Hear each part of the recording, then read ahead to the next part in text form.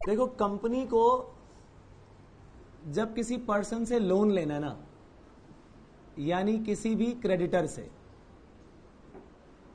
तो क्रेडिटर क्या मांगेगा उस लोन के बदले में? कुछ ना कुछ सिक्योरिटी डिमांड करेगा या नहीं? हाँ जी बोलिए फटाफट। यस, ये लोन या तो आप प्रेजेंट में ले लोगे, इस लोन को आपने ऑब्टेन करना है, या तो ये लोन आप अभी ले लोगे, या फिर लोन कब लोगे? फ्यूचर में। तो चाहे आप किसी प्रेजेंट लोन को लेना चाहें, अभी लोन लेना चाह रहे हैं, या किसी एक लोन को लेना चाह रहे हैं इन फ्यूचर, जो मर्जी केस हो, अगर इस पर्टिकुलर लोन के साथ, इस लोन के लिए कंपनी को अपने क्रेडिटर को कोई सिक्योरिटी देनी पड़ती है, सिक्योरिटी फॉर विच लोन? या तो लोन वो जो आप अभी ले रहे हैं, या फिर वो लोन फ्यूचर में लेंगे। अगर उसके लिए कोई सिक्योरिटी देनी पड़ रही है, किसे? बोलो जल्दी से, क्रेडिटर को। तो इस सिक्योरिटी का रूप क्या होगा? ये सिक्योरिटी क्या हो सकती है? बोलिए फटाफट। कंपनी का एसेट, हाँ या ना? भैया सिक्योरिटी के रूप में क्या दोगे? एसेट दोगे। कंपनी कोई ना कोई अपना एसेट या फिर अपना कोई ना कोई राइट, इसी को तो सिक्योरिटी पर देगी, हाँ या ना? तभी कंपनी को लोन मिलेगा। तो जिन एसेट्स को सिक्योरिटी पर दिया, किसे? क्रेडिटर्स को, तो क्रेडिटर्स का इन एसेट्स और राइट पर क्या आ गया? चार्ज आ गया। ये बात समझ आ गई या नहीं? क्रेडिटर्स हैव चार्ज ऑन, किसके पास चार्ज आ गया? अरे बोलो यार, क्रेडिटर्स के पास चार्ज आ गया। किस चीज पर चार्ज आ गया? एसेट्स पर चार्ज आ गया। सो पहला पॉइंट, लोन लिया, ऑब्टेन करना है, या तो अभी ले रहे हैं या फ्यूचर में लेना है। कंपनी इस काम के लिए क्या करेगी? सिक्योरिटी देगी। पॉइंट नंबर 2, एसेट को सिक्योरिटी के रूप में किसको दे दिया? बोलो फटाफट। क्रेडिटर को दे दिया। जैसे ये चीज सिक्योरिटी के रूप में दी गई, क्रेडिटर का इन एसेट्स पर क्या आ गया? चार्ज आ गया। अब ऐसा जरूरी नहीं है कि ये प्रॉपर्टी दे ही दी गई, ठीक बात है कि नहीं? ध्यान रखिए, charge includes mortgage, charge includes, बोलो फटाफट, मॉर्गेज। अगर मैं किसी फिक्स्ड एसेट, ये नहीं बोलते हम, इसे बोलते हैं immovable property, for example, immovable property पर मैं अपना किसी को गिरवी रखता हूं, तो क्या कहलाती है ये? बोलो फटाफट, मॉर्गेज। अब हो सकता है कि इस इमूवेबल प्रॉपर्टी का पोजेशन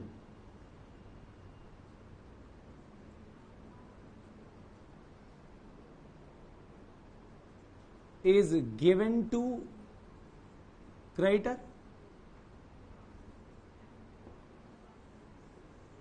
और हो सकता है possession is still with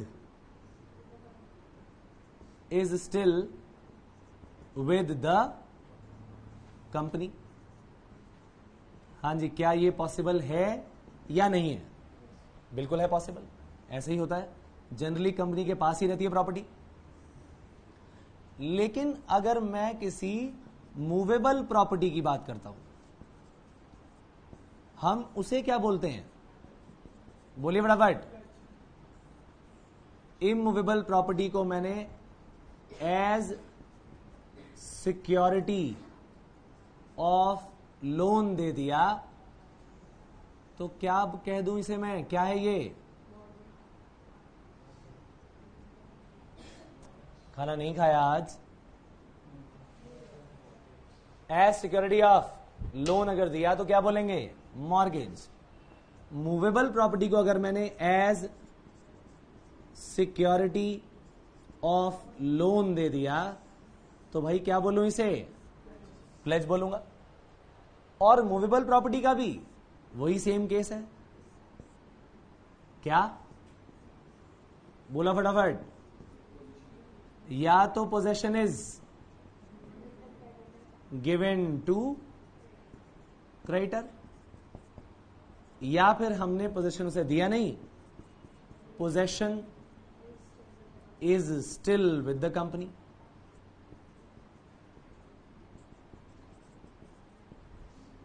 क्या ये बात सबको अच्छी तरह समझ आ गई?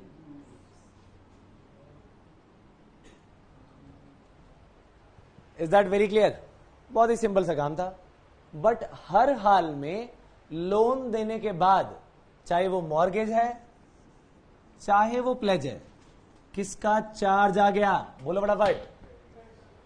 क्रेडिटर का चार्ज आ गया। किस चीज पर? जो भी चीज सिक्योरिटी के रूप में दी गई, चाहे वो एसेट हो चाहे वो राइट हो। अब ये एसेट क्या हो सकता है? बोलिए फटाफट। एसेट क्या हो सकता है?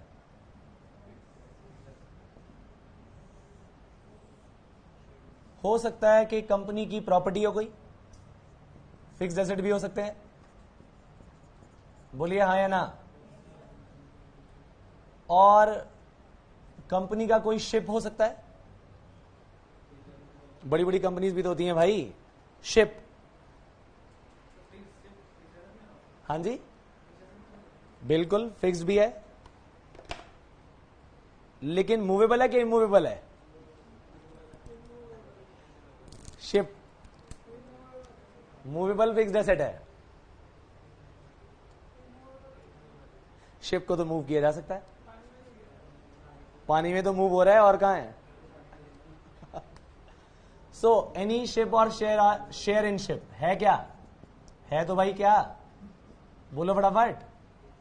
एसेट, शिप और शेयर इन शिप। अच्छा बताओ, करंट एसेट पर हो सकता है कि नहीं? करंट एसेट में स्टॉक, स्टॉक इन ट्रेड,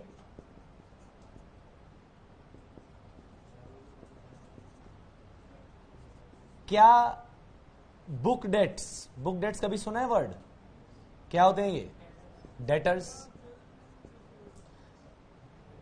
क्या बुक डेट्स पर, डेटर्स पर चार्ज लगाया जा सकता है? बोलो हाँ या ना। यस। क्यों? कंपनी का एसेट है भाई, राइट है ये पैसा लेना। हाँ या ना? ओके। अच्छा अब आप मुझे बताओ। यस, क्या बोल रहे हो? डिबेंचर्स पे चार्ज क्या लगाओगे? डिबेंचर्स को तो चार्ज देना पड़ेगा।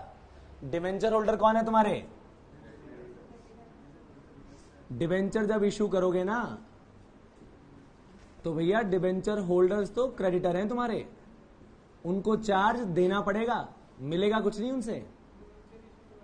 समझ आई बात के नहीं? सिक्योरिटी के लिए डिबेंचर इशू नहीं कर रहे आप। अगर आप सिक्योरिटी, कोलेटरल सिक्योरिटी की तरह डिबेंचर इशू कर रहे हो तो ऐसे केस में उसकी एग्जिस्टेंस तब तक नहीं मानी जाती जब तक कि आप डिफॉल्ट ना करो। इसके लिए अकाउंटिंग के दो प्रोविजन बताए गए हैं, या तो एंट्री पास कर दो और या करो ही मत। अगर करोगे तो debenture suspense account debit to debenture account करना पड़ेगा, और उसके साथ ब्रैकेट में क्या शो करना पड़ेगा? Debentures issued as collateral security. लेकिन उसका इफेक्ट क्या है? निल। क्यों? क्योंकि वो एक्टिव तब तक नहीं होते जब तक आप डिफॉल्ट ना करो, इसीलिए उसका यहां कोई यूज नहीं है। दो लोगों ने मिलकर शेयर शिप खरीद लिया, उसका हिस्सा भी गिरवी रखा जा सकता है।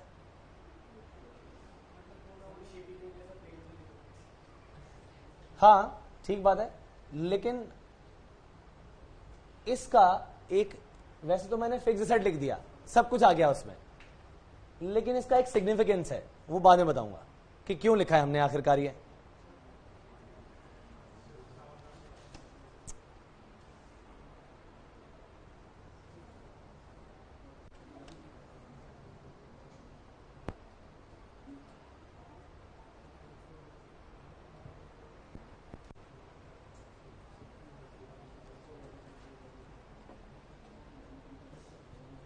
आगे चलें जी।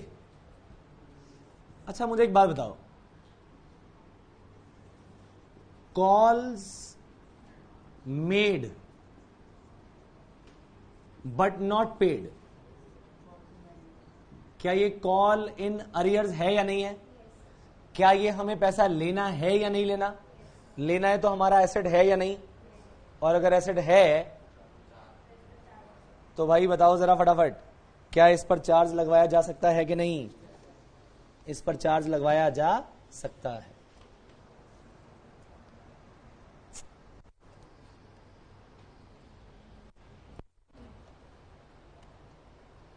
ठीक है,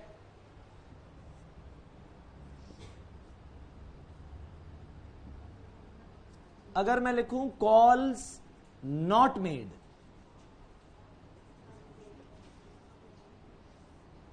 कॉल्स नॉट मेड, अब बताओ जरा, calls yet to be made, इसका मतलब क्या है? Calls yet to be made, इसका मतलब मैंने 10 में से 8 मंगवाया है, 2 रुपए मंगवाने बाकी हैं, बताओ क्या ये पैसा आना है कि नहीं? बोलो फटाफट। और क्या ये मेरा एसेट है कि नहीं? क्या मैं इस पर चार्ज लगवा सकता हूं कि नहीं? यस यस, क्योंकि मेरा राइट है, शेयर होल्डर से पैसा क्लेम करना मेरा राइट है, और इस राइट के ऊपर भी चार्ज लगवाया जा सकता है। क्यों? क्योंकि क्रेडिटर जानता है कि भैया शेयर होल्डर की लायबिलिटी है पैसा देना, हाँ या ना? शेयर होल्डर पैसा देगा या नहीं देगा? He is legally liable. अब सवाल यह आता है कि अगर इस कॉल्स नॉट मेड को मैंने रिजर्व कैपिटल में ट्रांसफर किया हुआ है, तो क्या मैं चार्ज लगा सकता हूं? बोलो फटाफट।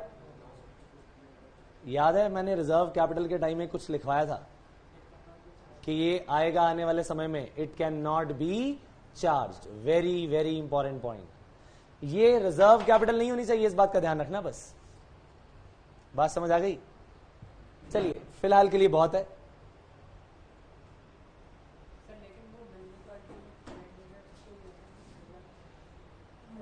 वो लेकिन मिलेगी कब, उसका एक पर्टिकुलर टाइम पीरियड भी तो फिक्स है भाई, और वो क्या है?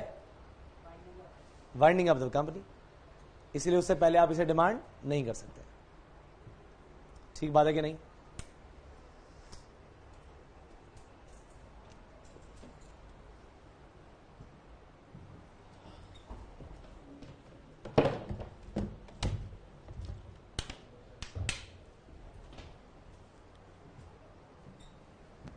चार्जेस। अब मैं आपको एक सीबीडी की बात याद दिलाता हूं। आपने उसमें हाइपोथिकेशन ऑफ स्टॉक पढ़ा था, क्या था?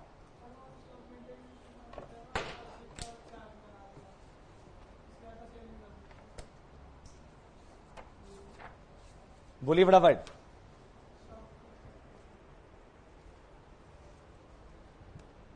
मान लो एक कंपनी के पास एसेट ही नहीं है, लेकिन वो लोन लेना चाहती है। ध्यान से सुना ये बात, लोन लेने के लिए कोई एसेट नहीं है अभी। बैंक बोलेगा भैया क्या लेकर आओ, कोई ना कोई एसेट लेकर आओ तभी लोन देंगे। कंपनी ने बोला जी ऐसा है कि हमने ना इस लोन से स्टॉक खरीदना है। क्या खरीदना है? स्टॉक।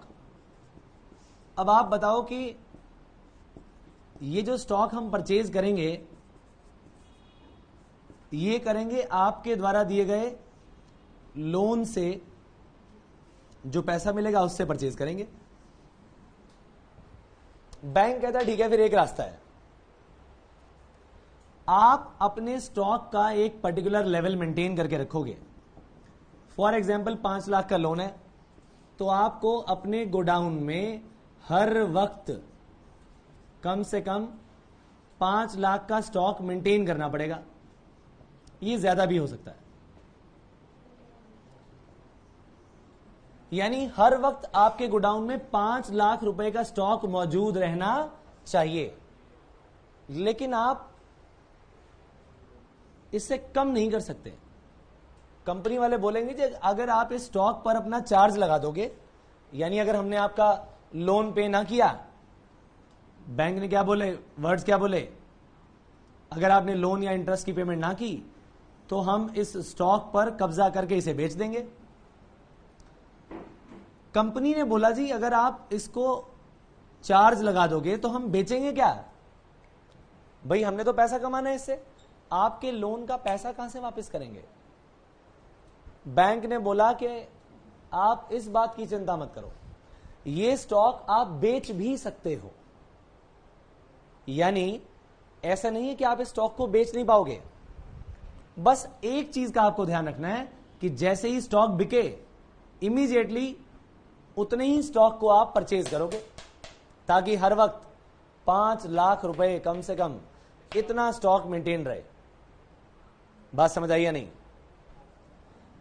यानी फॉर एग्जाम्पल ये गोडाउन है और इस गोडाउन में ये सामान पड़ा है, उतना ही सामान जितना रिक्वायर्ड है।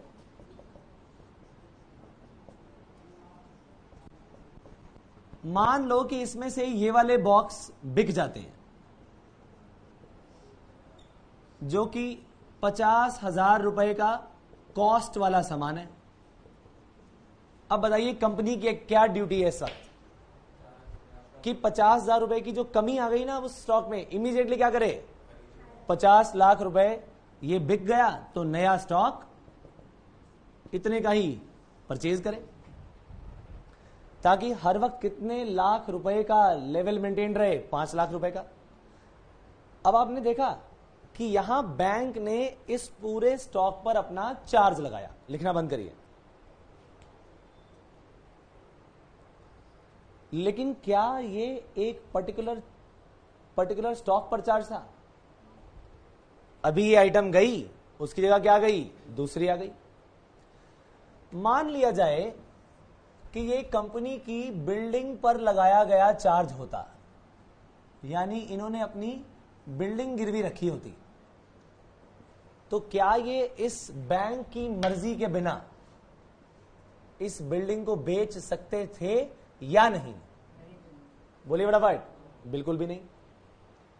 यानी जिस चीज पर चार्ज लगाया वो किस तरह का चार्ज है, फिक्स्ड नेचर का। किस तरह का चार्ज है, फिक्स्ड नेचर का चार्ज है। आप इस सामान को बेच नहीं पाएंगे जब तक कि बैंक आपको इस काम के लिए अलाउ नहीं करेगा। Is that very clear? और ये वही पर्टिकुलर आइटम है जिस पर चार्ज लगाया, लेकिन क्या यहां पर इस पर्टिकुलर केस में कोई पर्टिकुलर आइटम है जिस पर चार्ज लगाया?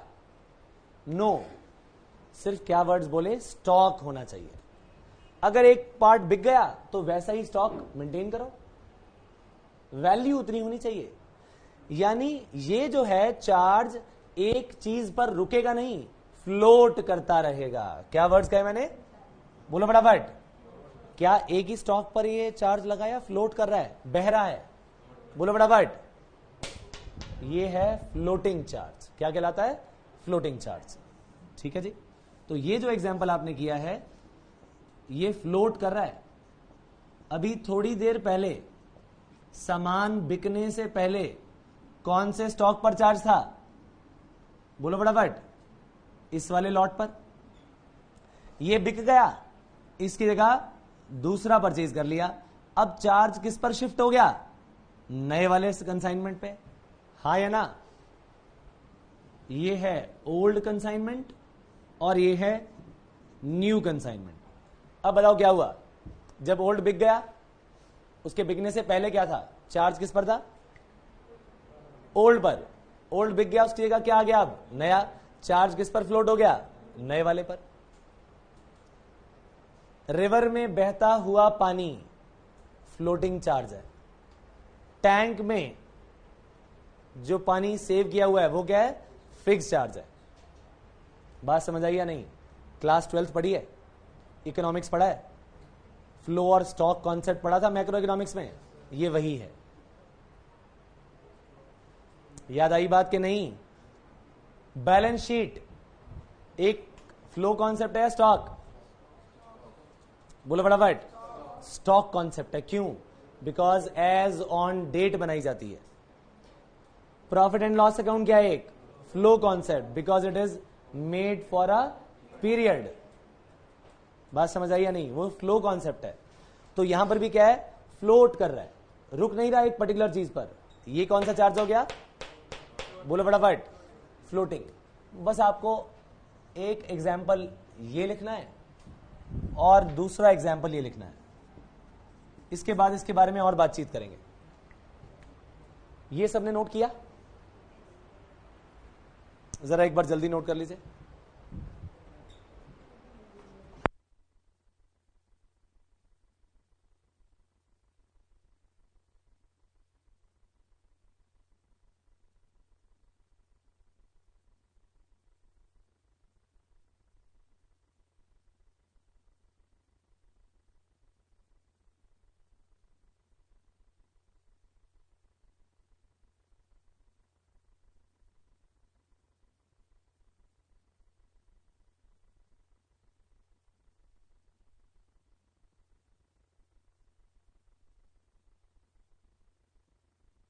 गवर्नमेंट सिक्योरिटीज पर कोई चार्ज हो सकता है आपका?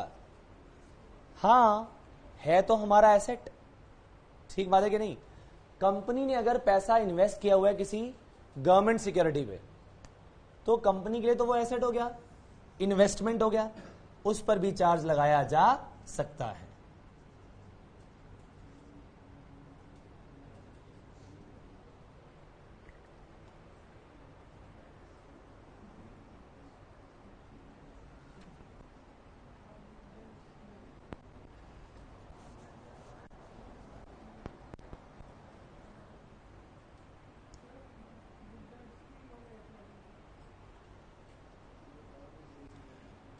हो सकता है उस पर भी। हाँ जी, फ्लोटिंग को फिक्स में कन्वर्ट कर सकते हैं। यस, अभी बातचीत करेंगे इस बारे में। हाँ जी, रब कर दिया जाए इसे।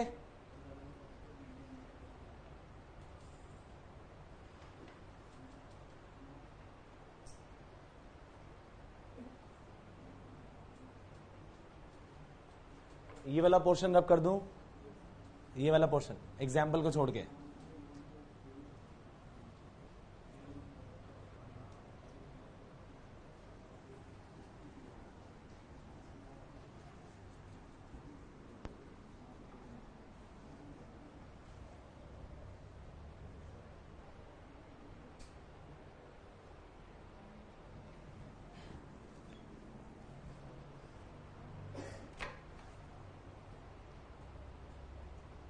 फ्लोटिंग चार्ज, आइए इसके बारे में जरा और बात करें।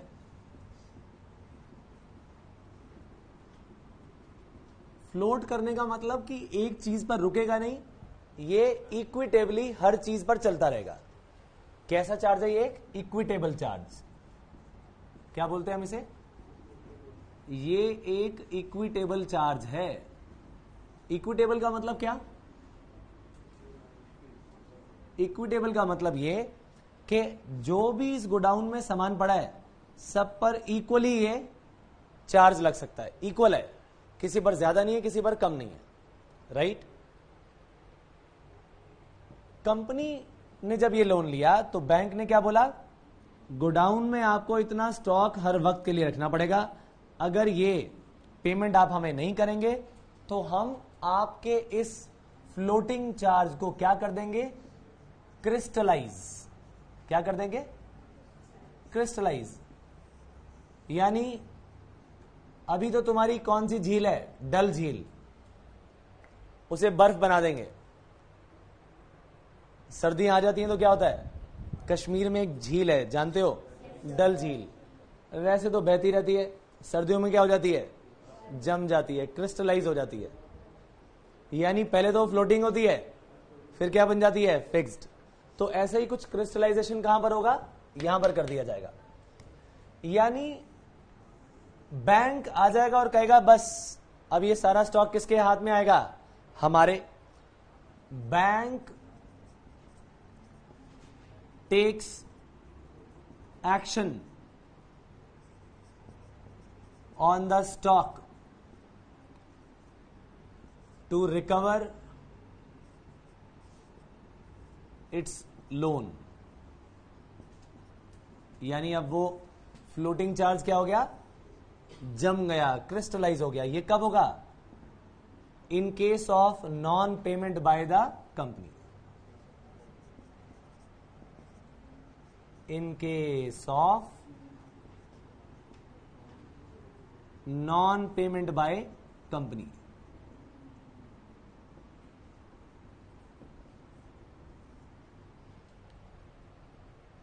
अब क्या फ्लोटिंग चार्ज को, जिन गुड्स पर फ्लोटिंग चार्ज था, ये रब कर दूं, अब किसी का बाकी तो नहीं है ये पोर्शन, जिन गुड्स पर फ्लोटिंग चार्ज था, क्या उन्हीं गुड्स को दोबारा से मॉर्गेज किया जा सकता है?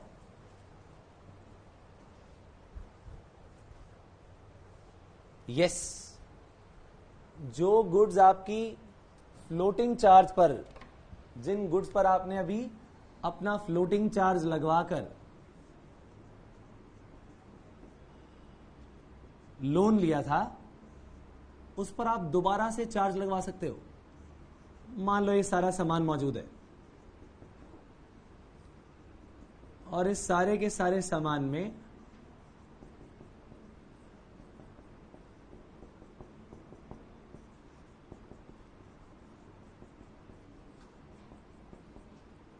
इस सारे के सारे सामान पर क्या है, बोलो फटाफट, फ्लोटिंग चार्ज है।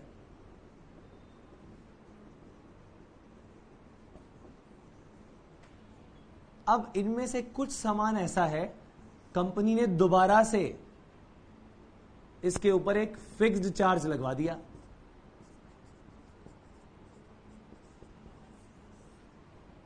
फिक्स्ड चार्ज हमेशा सुपीरियर होता है। क्या होता है, एक सुपीरियर राइट है। और फ्लोटिंग पर, जहां फ्लोटिंग चार्ज है उस पर फिक्स लगाया जा सकता है। मान लिया जाए कंपनी ने सोचा कि इसको दोबारा से रिप्लेनिशमेंट कर देंगे और स्टॉक ले लेंगे, लेकिन आज पोजीशन ये आ गई कि अब लोन की पेमेंट कर नहीं पाएंगे। बैंक आ गया,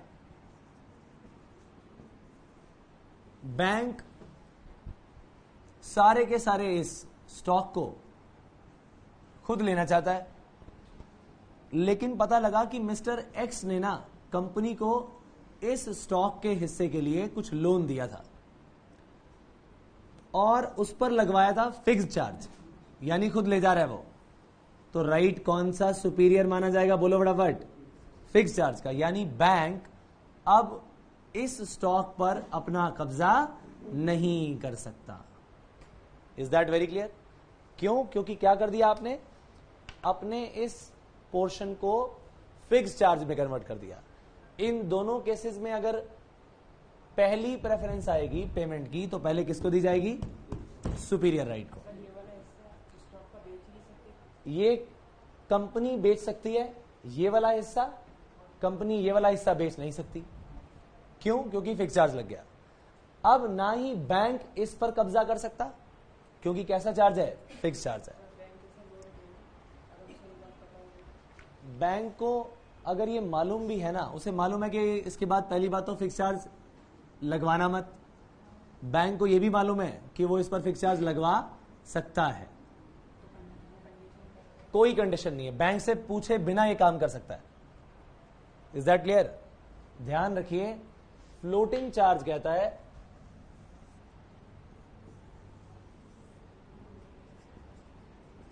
while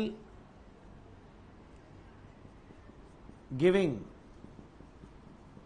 fixed charge on the goods which are already subject to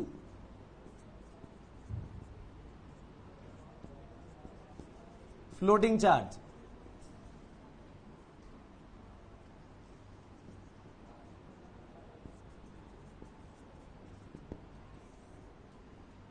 there is no need to,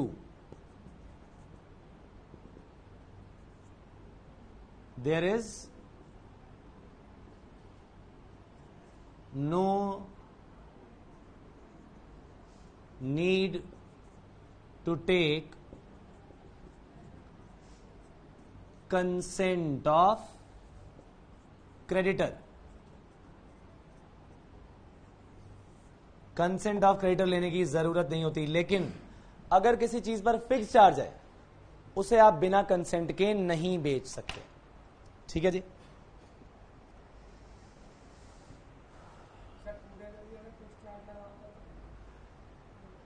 तो पूरा ही चला जाता।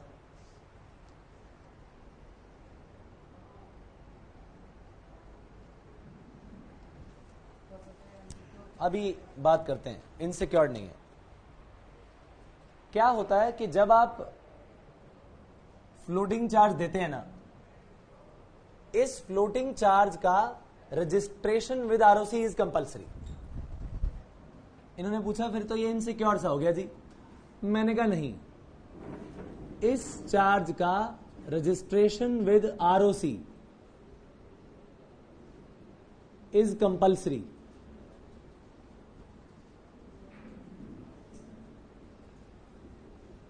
और अगर आप कोई नोटिस आरओसी को दे देते हैं तो क्या माना जाता है कि आपने पूरी पब्लिक को नोटिस दे दिया। ठीक बात है कि नहीं। कंपनी किसी भी हाल में अपना पैसा, बैंक किसी भी हाल में पैसा तो निकलवाएगा, लेकिन अगर उन्हीं चीजों पर फिक्स चार्ज लगवा दिया गया तो ये समझ लीजिएगा कि बैंक ये पैसा अब स्टॉक को बेच के रिकवर नहीं कर पाएगा। क्यों? क्योंकि ये इंफीरियर है। और एक मिनट, और दूसरी बात ये कि floating charge can only B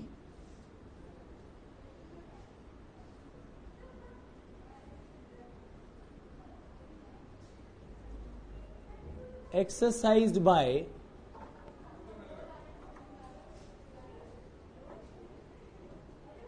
an incorporated body।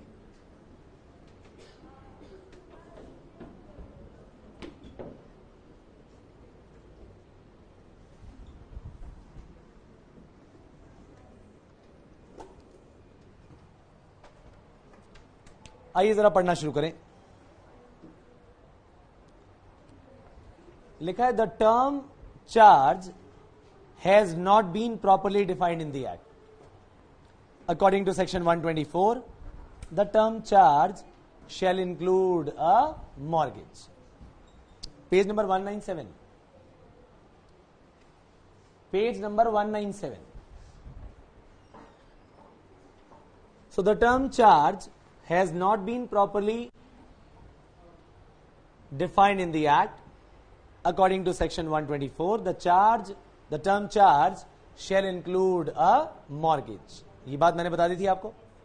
However, wherein a transaction for value, both parties evidence the intention, यानी दोनों पार्टीज अपनी क्या इंटेंशन दिखाएं, that property existing or future shall be made available as security for the payment of a debt, there is a charge। अब property existing भी हो सकती है, प्रॉपर्टी भी, जैसे लोन एग्जिस्टिंग था, लोन अभी नया लेना है या आने वाले टाइम में लेंगे, उसी तरह प्रॉपर्टी भी तो एग्जिस्टिंग भी हो सकती है और ये फ्यूचर प्रॉपर्टी भी हो सकती है। मैंने आपको बताई थी बात कि एसेट पर तो हो ही सकता है, जैसे कि machinery already purchased, machinery with the company, ये किसका एग्जाम्पल है? ये एग्जिस्टिंग का एग्जाम्पल हो गया। फ्यूचर का एग्जाम्पल क्या हुआ? कॉल्स नॉट मेड, यानी ये पैसा फ्यूचर में कंपनी के पास आएगा, हाँ या ना? और ये पैसा भी आना है। आप ये कहोगे जी कोई एसेट हमारा फ्यूचर में रियलाइज हो जाएगा, है तो सही, लेकिन अभी सिर्फ वो नाम का ही है। समझ आई बात क्या? नहीं, हमारा वो राइट है, क्लेम करने का राइट है, लेकिन क्या अभी चार्ज दे दिया? हम कहेंगे फ्यूचर में जो पैसा आएगा ना उस पर आपका चार्ज होगा। हाँ, जो भी चीज फ्यूचर में आनी है सब पर चार्ज क्या होगा? फ्यूचर में होगा। ठीक है ना? आइए आगे चलें। kinds of charges. A fixed charge is one which is created on some definite or specific property of a permanent nature. For example, building, land, machinery, etc. The company cannot sell this property so charged without the consent of charge holder. बताइए charge holder हमारे example में कौन है? Bank, creditor, debenture holder, right? Though the company retains the possession of the property. ठीक है जी, आगे चलते हैं फ्लोटिंग चार्ज की ओर. A floating charge is a charge on a class of assets which may be present or future and which changes from time to time. अब जरा सोचो, जो मैंने आपको स्टॉक का एग्जाम्पल दिया है उसमें भी तो यही है, एग्जिस्टिंग. क्या आज जो ये स्टॉक मेरे पास पड़ा हुआ है ऑलरेडी ओल्ड, इस पर चार्ज है, और अगर ये बिक गया तो क्या वर्ड्स बोलूंगा मैं? जो न्यू मेरा स्टॉक परचेज होगा. फॉर एग्जाम्पल, नया स्टॉक कोई परचेज करना है तो इस न्यू स्टॉक पर भी जो मैं फ्यूचर में परचेज करूंगा, बताओ जरा फटाफट, इस पर भी चार्ज होगा या नहीं होगा? फ्यूचर में आएगा, अभी आया नहीं है एसेट, लेकिन अगर ये फ्यूचर में आया तो इस पर भी कैसा चार्ज हो जाएगा? इक्विटेबल चार्ज, बराबर का चार्ज. ठीक बात है, आगे चलते हैं. अ फ्लोटिंग चार्ज, दोबारा से पढ़ रहे हैं. अ floating charge is a charge on a class of assets which may be present or future and which changes from time to time in the ordinary course of business, that is stock in trade. Thus it is an equitable charge which is not a specific charge on any property of the company. Is that very clear? चले आगे. अब आपको एक काम करना है, bullet number 2 और 3 पढ़ना है. ये दोनों पढ़ लीजिए, ये ऑलरेडी करवा चुका हूं मैं आपको. थर्ड बुलेट की थर्ड लाइन में क्या लिखा है? थर्ड बुलेट की third line, mortgagee, registered mortgagee है ना, उसके बाद एक एरो लगाइए, registered mortgagee of fixed charge. लिखिए registered mortgagee of fixed charge. हाँ जी,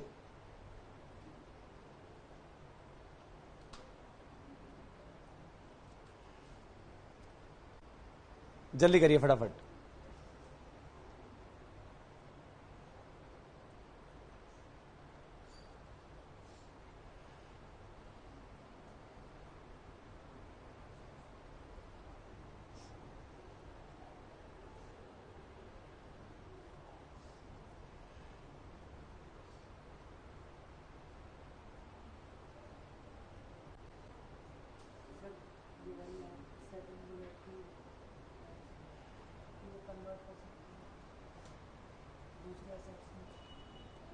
सेकेंड बुलेट में लिखा है the company can deal with the property subject to a floating charge in any manner it likes.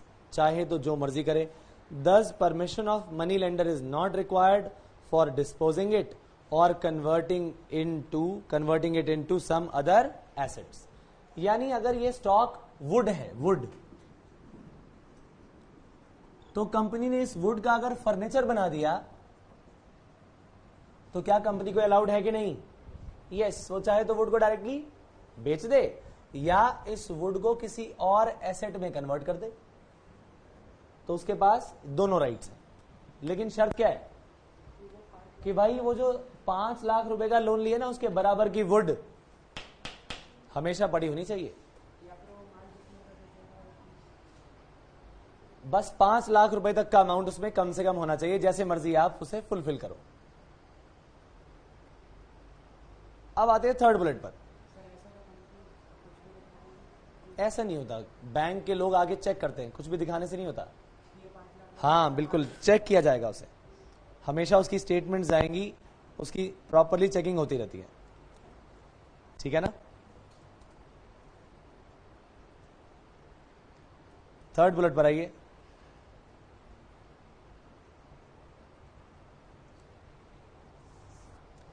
It can even create a fixed charge of the property already subjected to floating charge without the consent of charge holder. अगली line क्या लिखी है?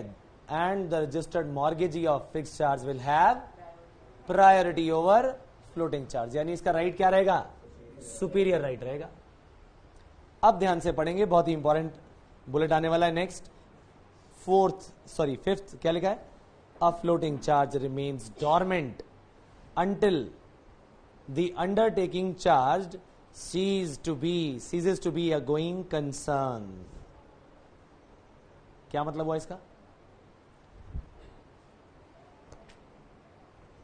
Dormant रहने का मतलब क्या होता है? यानी इसको एक्सरसाइज नहीं किया जाएगा. यानी बैंक कब तक इस गोडाउन में पड़े हुए स्टॉक को बेचने नहीं आएगा? जब तक कंपनी चल रही है. अगर कंपनी बंद हो गई तो बैंक क्या बोलेगा? हमने लोन दिया था जी, हमने लोन दिया था, और जितना भी स्टॉक पड़ा है उस पर हमारा राइट है. क्या ऐसा बोलेगा कि नहीं? यानी जब तक कंपनी चल रही है, कंपनी बंद नहीं होती, तब तक क्या फ्लोटिंग चार्ज को एक्सरसाइज किया जाएगा? क्या वो क्रिस्टलाइज होगा? नो. ठीक बात है कि नहीं? वो कब क्रिस्टलाइज हो जाएगा? जब company cease to be work हो जाएगी, seize to work.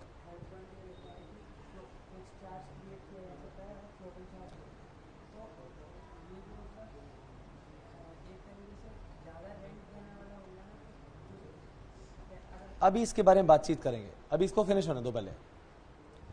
A floating charge remains dormant until the undertaking charged ceases to be a going concern.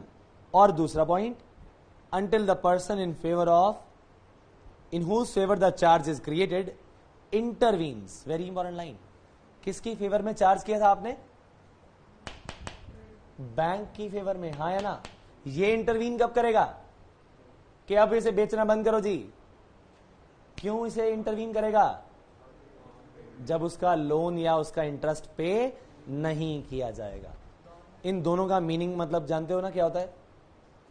पहले पॉइंट का, अभी तक फ्लोटिंग चार्ज चल रहा था, बैंक ने इंटरवीन नहीं किया, ये कंपनी इस पूरे के पूरे स्टॉक को बेचती रही, खरीदती रही, कोई टेंशन नहीं. फ्लोटिंग चार्ज चल रहा था, उसे क्रिस्टलाइज नहीं किया गया. या फिर अब हमारे पास जो पोजीशन आ गई है कि बैंक को पता लग गया कि ये कंपनी अब मेरा पैसा नहीं पे कर रही, तो क्या करे? क्या फ्लोटिंग चार्ज चलने दे या बंद करा दे? क्रिस्टलाइज कर दे, बंद कर दे. तो कब ये फ्लोटिंग चार्ज बंद हो जाएगा? दो केसेस में. या तो कंपनी इंसॉल्वेंट हो जाए, या कंपनी अपना काम करना बंद कर दे, या कंपनी इनके लोन का पैसा देने से मना कर दे. ठीक बात है? एक मिनट रुक जाओ यार, पहले लाइन फिनिश होने दो, दोबारा लाइन पढ़ो. A floating charge remains dormant until the undertaking charged ceases to be a going concern. यानी जब तक गोइंग कंसर्न चलती जा रही है कंपनी, तब तक ये एक्टिव नहीं होगा, डॉर्मेंट रहेगा. एक बार ये कंपनी बंद हो गई, ये चार्ज एक्टिव हो जाएगा, वो कहेंगे इसको बेचो और हमारा पैसा दो. या फिर कब ये बैंक कहेगा बात कि क्रिस्टलाइज करो जी इसे? जब ये पार्टी बैंक इंटरवीन करेगा. क्यों करेगा? क्योंकि इसका पैसा नहीं मिलेगा. अब आप अगले पेज पर आइए.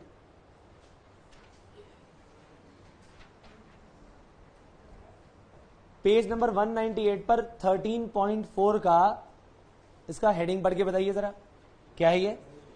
Crystallisation of floating charge.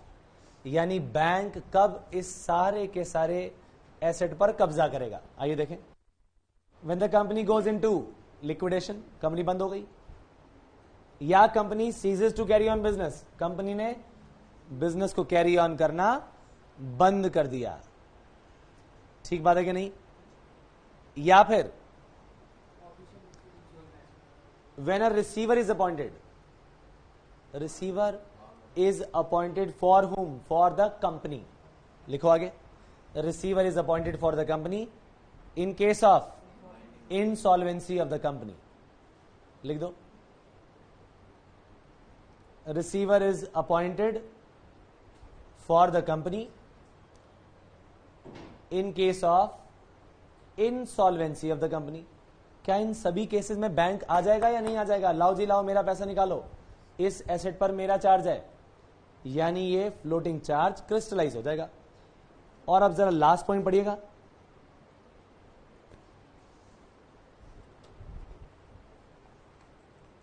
क्या ये पॉइंट सबने पढ़ा?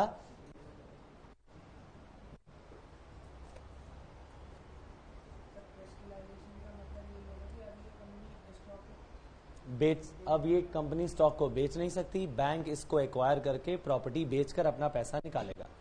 क्रिस्टलाइजेशन का मतलब ये है कि फ्लोट नहीं हो सकता, अभी रुक गया ये काम, ना कंपनी बेच पाएगी और बैंक अब इसे बेचकर अपना पैसा निकालेगा।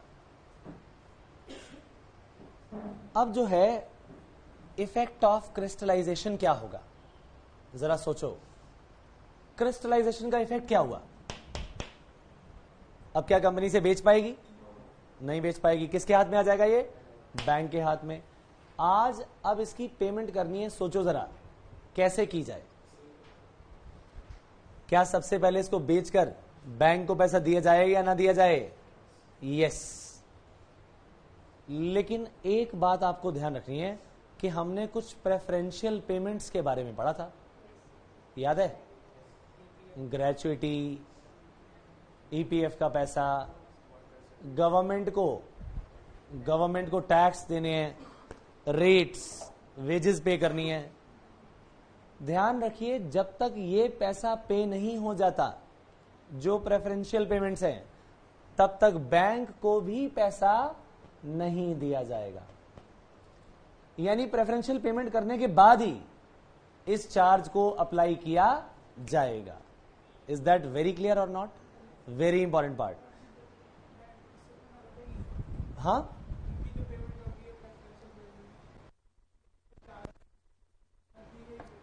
वो ये कहेंगे कि पहले कंपनी में एसेट जितने हैं ना, उन एसेट से पहले तो ये प्रेफरेंशियल पेमेंट्स को करो।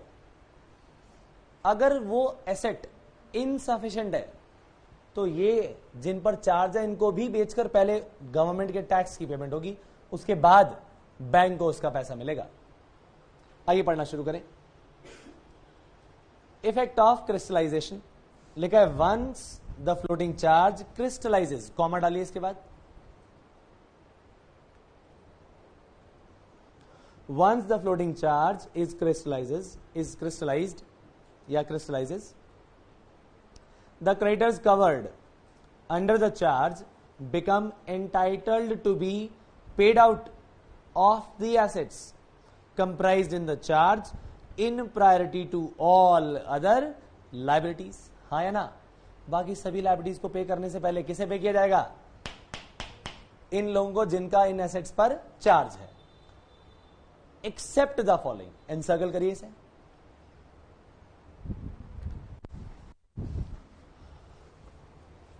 एक्सेप्ट द फॉलोइंग लिखा है, the preferential payments under section 530।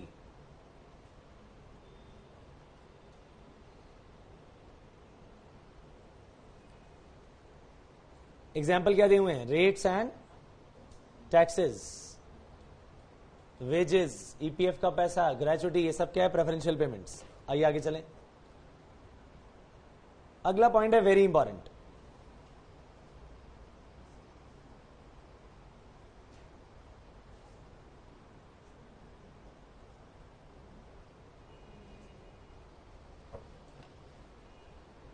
इसमें से लेफ्ट वाला पोर्शन रब कर दिया जाए। अब मुझे बता दो जरा कि हायर परचेज क्या होता है? हायर परचेज सिस्टम में इंस्टॉलमेंट में परचेज करना गलत। आप जब ये बात बोलते हैं इंस्टॉलमेंट में परचेज करना, क्या बोल रहे हैं आप?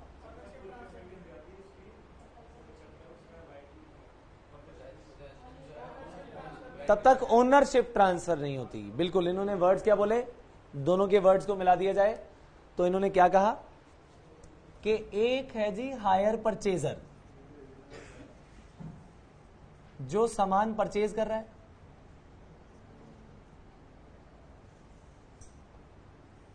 और एक कौन? एक है भैया हायर वेंडर।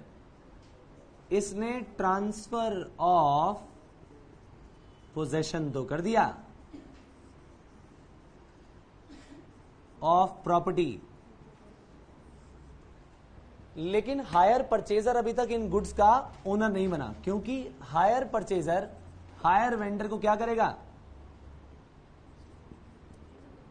पेमेंट जो करेगा वो करेगा इन पार्ट्स, और जो पार्ट्स में पेमेंट की जाएगी ये कहलाएगी हायर चार्जेस। और इस केस में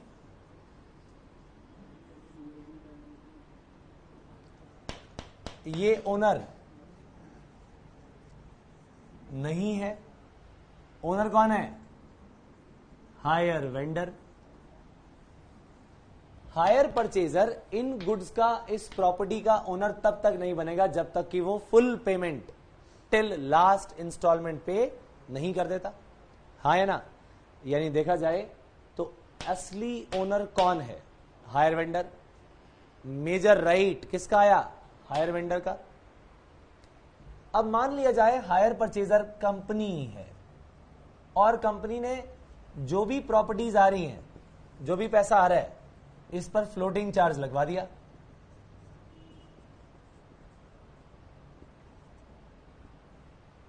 अगर अब पैसा लेने की बारी आ जाए, ऐसी पोजीशन आ जाए कि कंपनी बंद हो गई है और बैंक ने या किसी पर्सन ने, क्रेडिटर ने इसके अगेंस्ट लोन दिया हुआ है इसी प्रॉपर्टी की सिक्योरिटी पर, इसी प्रॉपर्टी की सिक्योरिटी पर। अब जरा बताइए मुझे कि क्या क्रेडिटर को यह पैसा पहले दिया जाए या हायर वेंडर को पहले पैसा मिलना चाहिए।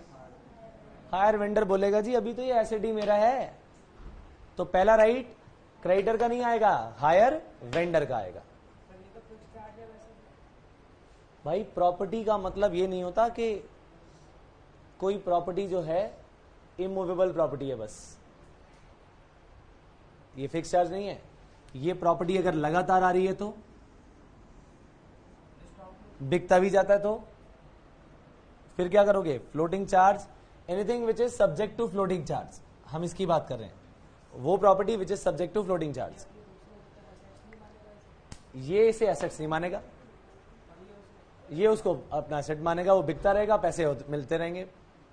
लेकिन अगर ऐसी चीज पर अगर फ्लोटिंग चार्ज आ गया, एक क्रेडिटर है और दूसरा हायर वेंडर ओनर, तो पहला राइट किसका होगा, हायर वेंडर का।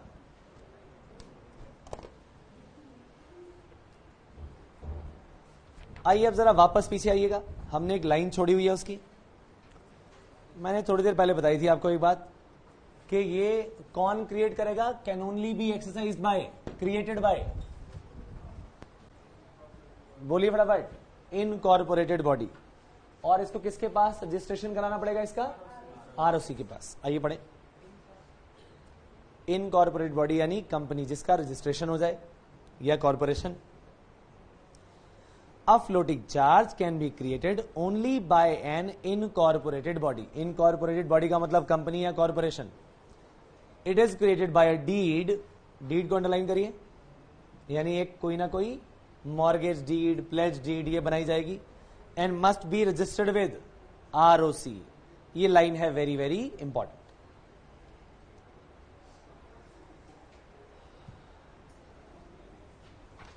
अब डिफरेंस को जल्दी से पढ़ लीजिए, ये सारा हम कर चुके हैं, डिफरेंस को फिनिश कर लीजिए।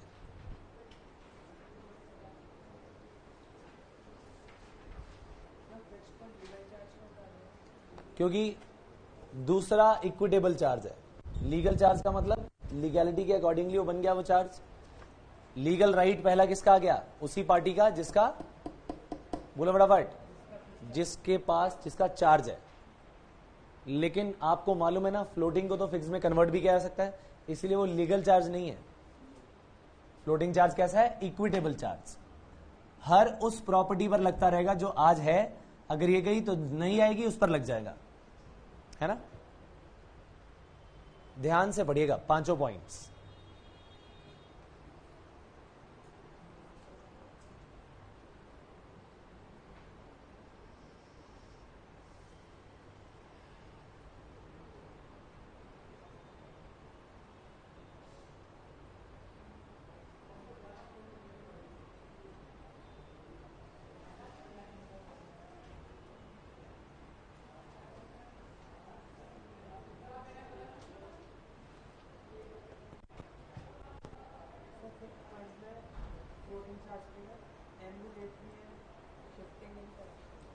जो शिफ्ट कर सके, कहाँ लिखा है आपने? हाँ वही तो, जो शिफ्ट हो सके। कहाँ लिखा है ये? 5th पॉइंट में। हाँ इसका मतलब क्या है? जो shift, capable of being shifted.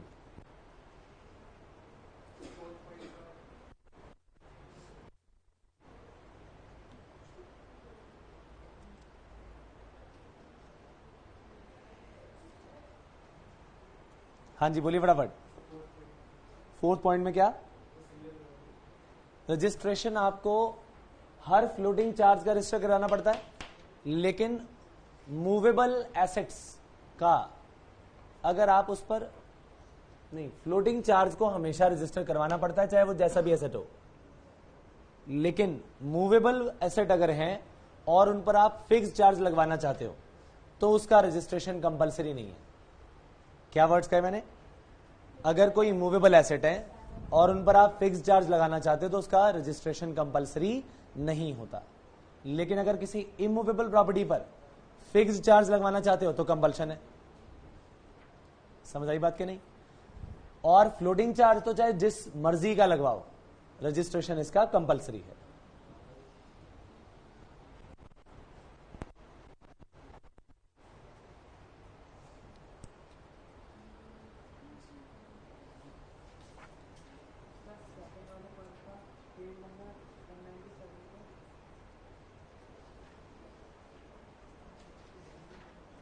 हाँ जी बोलो।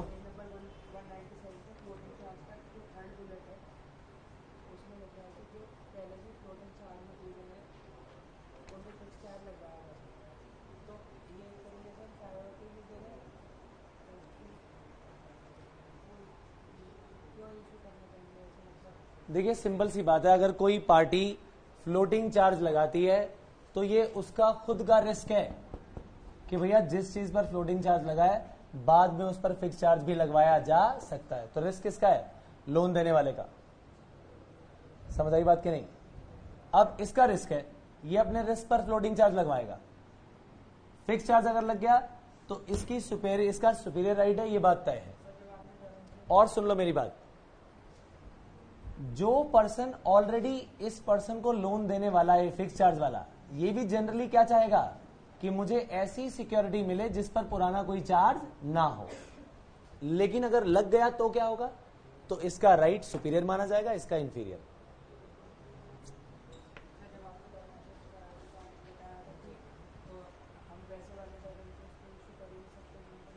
मैं डिवेंचर की बात कर ही नहीं रहा ना यार, यहां पर डिवेंचर की कहीं बात आई?